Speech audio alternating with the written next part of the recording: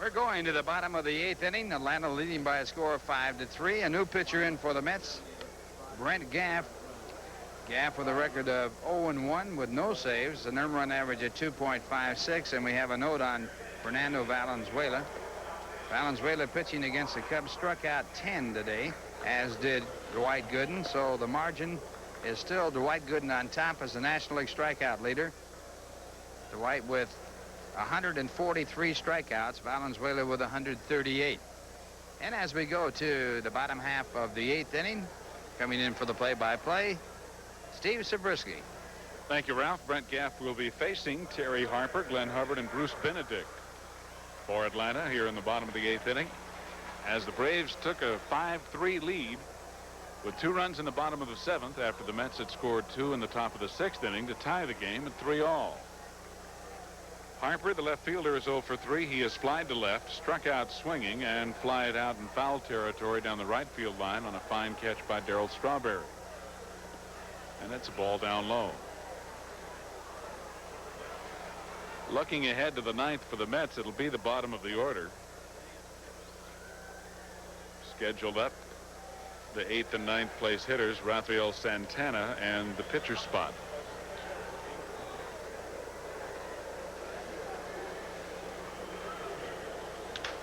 Right back to Gaff. 1 away. So Brent, who's done a good job, starts off well.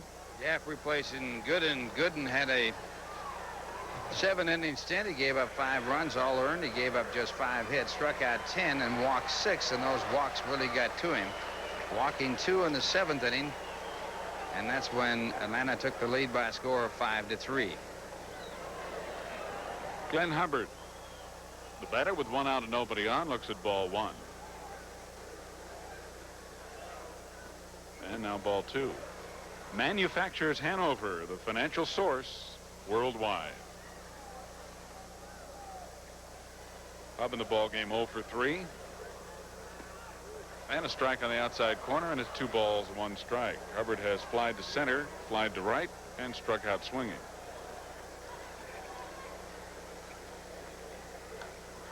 Out of play, 2-2.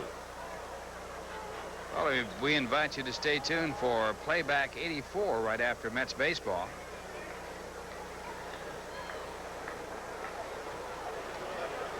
We won't be able to see that, Ralph. We'll be winging our way to Houston. Going back to Houston? No, I will not sing. And a slider misses up and away, and the count now full at 3-2 to Glenn Hubbard. We'll be televising all 3 games from Houston. Be on the air at 8:35. Tomorrow night, we'll see a new pitcher.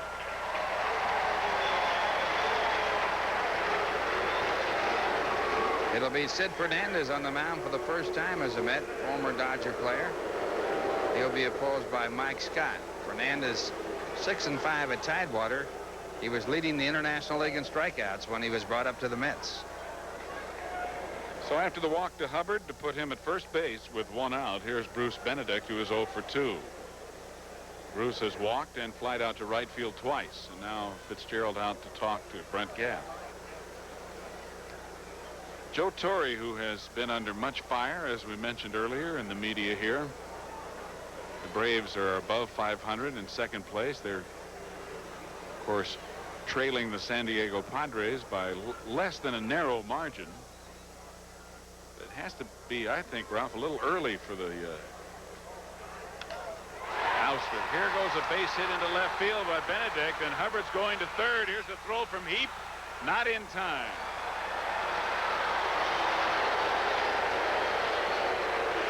Well, Joe Torre using the hit and run play. Benedict singles up the shortstop position and into the left field. And Hubbard, who was running with a pitch, goes all the way to third base.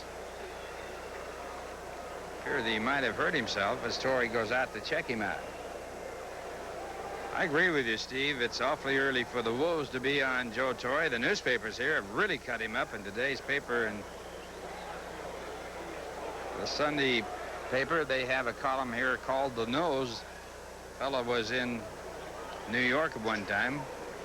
He fails to sign his name to everything, and he's supposed to be giving you inside information. He just took Torrey apart. As you look at the replay of the hit and run play, right through the shortstop's position, Hubbard goes over to third base against the throw of Danny Heap, and Hubbard's going to be coming out of the ball game. It looked as if Glenn might have hurt his knee. He was pointing to the, you can see his knee buckle a little bit as he goes into the bag, his right knee. He was pointing to the back of the knee as an indication of where the pain was, and usually if it's a hamstring, it's higher up on the leg. So Jerry Royster will come in to pinch run at third base for Hubbard. You know what he did right there is the way most players break their legs sliding into a base. It's not a slide. They start the slide and then don't stay up, and in that half slide, something gives. And right here, evidently, an injury on the no slide situation. If you slide, you're in good shape. Right there, look at that. He didn't slide, and then everything buckles up. Doesn't appear to be too serious. Limping slightly. Here's Gerald Perry batting in the number 9 spot. He walked and scored in the 7th in his only at bat. Fitzgerald blocks it but can't find it, and now Benedict goes on down to second base.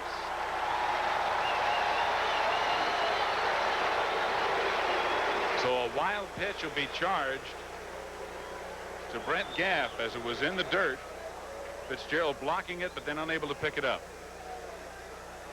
And looking at the replay, he's searching. Now there it is. And that puts runners at second and third in scoring position with one man out for Gerald Perry. And he'll be walked intentionally to load the bases and keep the double play in order. Of course, a right-hander, Rafael Ramirez, on deck.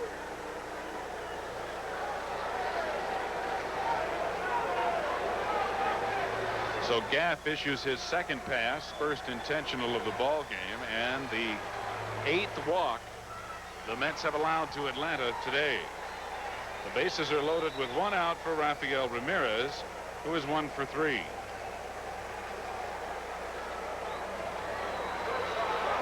Ramirez has struck out, walked and scored, grounded to short, and singled to left and scored.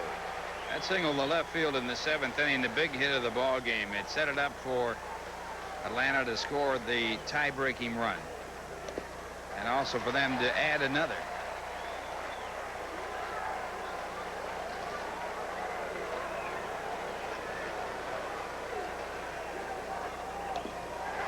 Two balls, no strikes.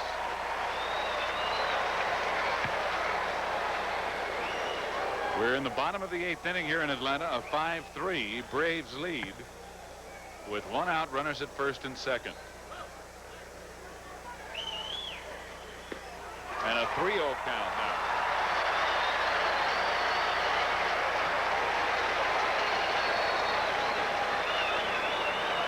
Brent Gaff working in relief of starter Dwight Gooden. And what a beautiful hitting position this is. Taking all the way, it's 3-1.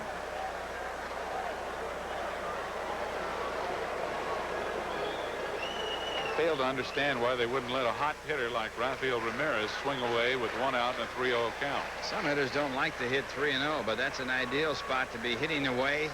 Got the bases loaded. He has to throw the ball in the strike zone. If you're selective and have an idea what you're doing, if it's not the pitch you want, you can take it.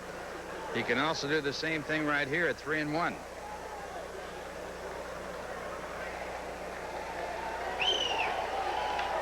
And a ground ball to second, right through Backman. One run is in. Here comes Benedict. He will score. And it's now 7-3. There was the double play ball that could have gotten the Mets out of the inning. But it's an error on Wally Backman. Well, look at it again. It's a cinch double play. All you got to do is catch it. It goes right through the wickets.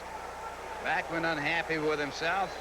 Ball picked up by Mookie Wilson, but 2-run score. No run batted in for Ramirez on the play.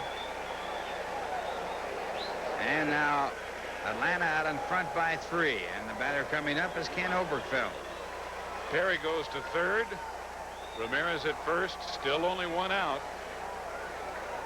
And Oberkfell takes low for ball 1. Oberkfell 0 for 3, plus a walk. was thrown out at the plate in the 7th inning.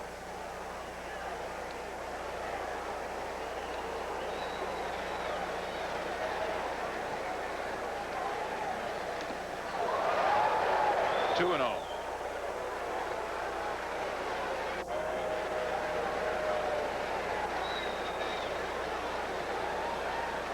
Oberkfell studying third base coach Dal Maxfield. Gerald Perry, the runner at third. Rafael Ramirez at first. And a line drive to left. Danny Heath catches it. Here comes Perry trying to tag up and score, and he will. Hubie Brooks cut off the throw and then turned the wrong way and had no throw to the plate. Well, if you're going to make mistakes, make them all in one inning. When you're losing the ball game, Heath threw the ball in, and Hubie should not have cut it off. The runner, as you saw right there, did not go back to tag up right away, and now Heath so would have got him. But Hubie cut it off and did not know the runner was going, and they steal the run. It's a sacrifice line drive for Oberkfell and a run batted in. The run is unearned, however. And Claudell Washington will be the batter now with 2 out, and Ramirez still at first base. Washington, a home run, a double. As he swings and misses, he has driven in 3 runs this afternoon to give him 38 on the year.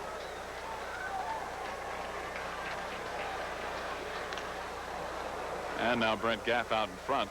No balls, 2 strikes. All the runs that they've scored in this inning are unearned.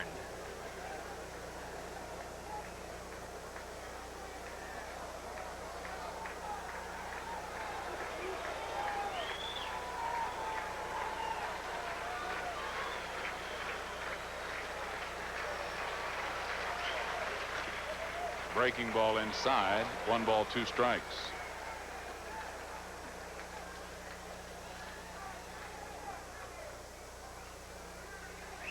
Royster throwing in the bullpen. After pinch running, he will undoubtedly remain in the game. And Ramirez running from first. The pitch was in the dirt, and Ramirez is safe.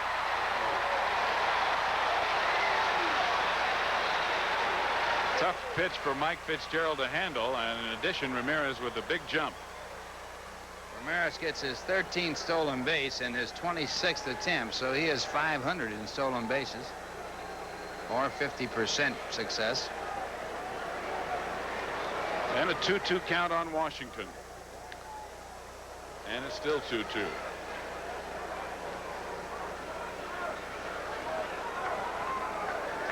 The Mets' woes on Sunday afternoon continue.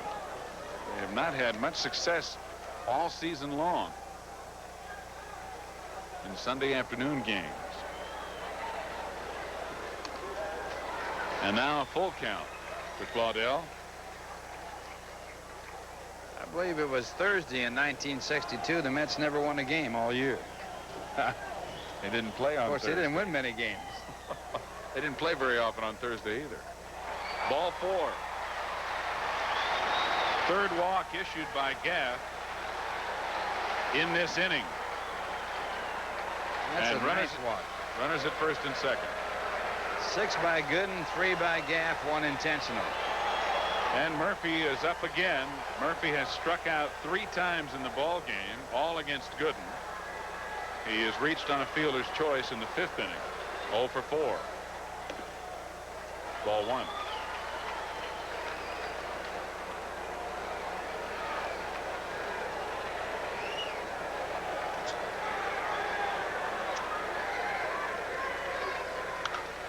Foul on the play, and it's 1-1.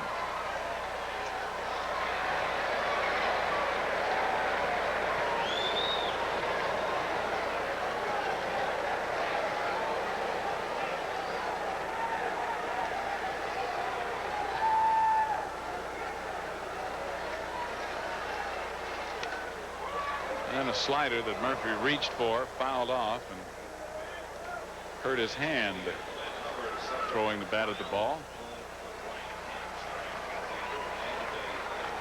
A lot of 1 ball, times, 2 strikes. A lot of times when you're hitting, you get a finger pinched in underneath the bat. instead of the finger being wrapped around the bat, it gets in underneath the bat, and when you swing like that, the pressure of your hand grip pushes that bat and finger together, and it really does hurt. Especially if you hold that bat right down on the end. First and second. 1 ball, 2 strikes. The report on Hubbard is that he did partially pull the hamstring of his right leg. 2-2 to Murphy.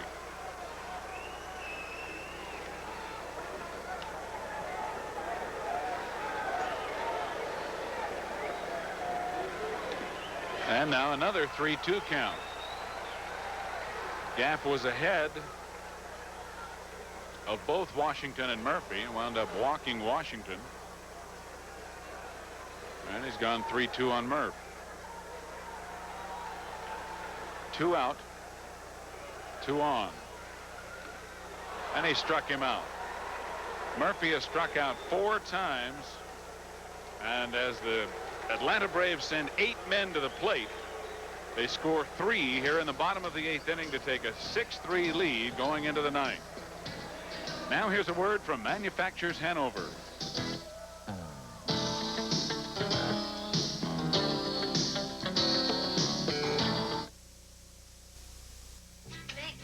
Sarah Lee Kessler has always had a way with words.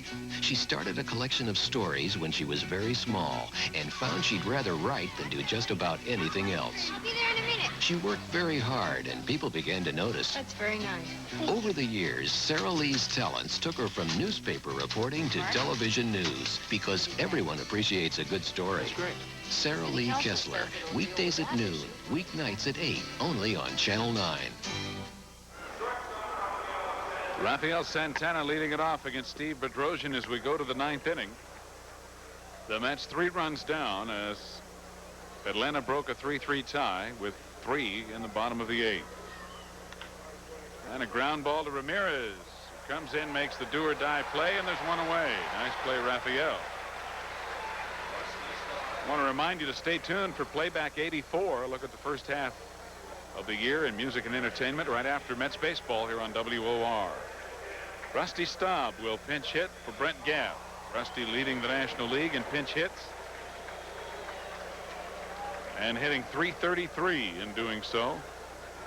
12 pinch hits, 9 pinch hit RBIs.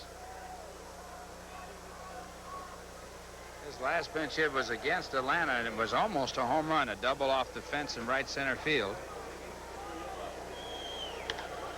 That'll be out of play for strike 1. Only one batter in the history of Major League Baseball has hit a home run as a teenager and a home run after 40. Rusty Staub has a chance to be the second. The only other man that has done it, the only man that has done it, Ty Cobb. He was also the only person that's ever done it. Human being. He's also the only left-hand batter that ever did it. 1 ball, 2 strikes on Staub. Bedrosian trying to pick up the save. And that ball lofted to center field. Murphy with plenty of room. Glasses down, 2 away. So the Mets down to their final out. Jerry Royster incidentally stayed in the ball game, as you might expect, and plays second base here in the 9th for Glenn Hubbard. And Wally Backman, whose error on a sure double play ball, of course you can never presuppose the double play, but it certainly was tailor-made, opened up the gates for that 3-run 8th inning. And that first pitch to Wally is high for ball 1. You can't presuppose it as a scorer, but you sure can as a spectator. You can anticipate it. Ball 2. Backman is 0 for 3. He has walked and stolen a base today, but he's grounded out his other 3 times up. 2 out and nobody on in the 9th inning. Right in there, and it's 2-1. The Mets move on to Houston. Sid Fernandez making his first start of the year after his call up from Tidewater tomorrow night. All 3 night games right here on WOR. And a strike called inside, and it's 2-2. Bedrosian with that tailing fastball. Well, the Mets' winning streak of 8 in a row definitely in jeopardy. And now over as Bedrosian fans Backman to end the ball game, and a 1-2-3 ninth for Bedrock. Donnie Moore is the winning pitcher, his first win of the year, in relief of starter Len Barker. Dwight Gooden started for the Mets but is not the loser. Brent Gaff, whose record now is 0-2, is the hard luck loser, as all runs were unearned that decided the ball game. Ralph and I'll be back to wrap it up for you here in Atlanta. Tim will have an interview. Stay with us. We're back after this word from Bud Light.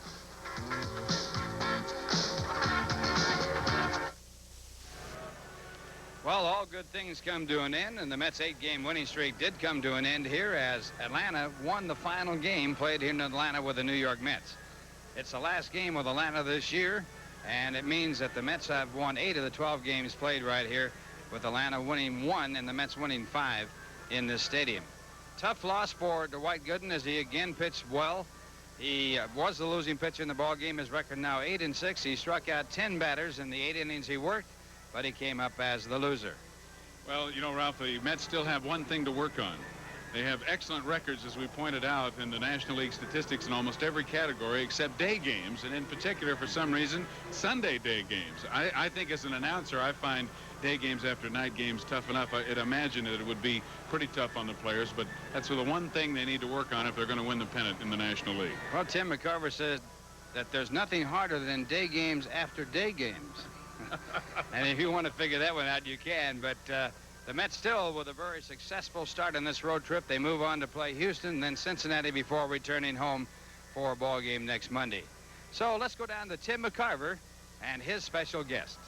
All right, Ralph Kiner, thank you very much. And everybody knows that wine gets better with years, and it looks like CW is getting better with years, too. I don't think I've ever seen you swing the bat any better than you have this year, Claudell. Well, I have to say it's been a while since I, felt this comfortable and had this much fun in a season.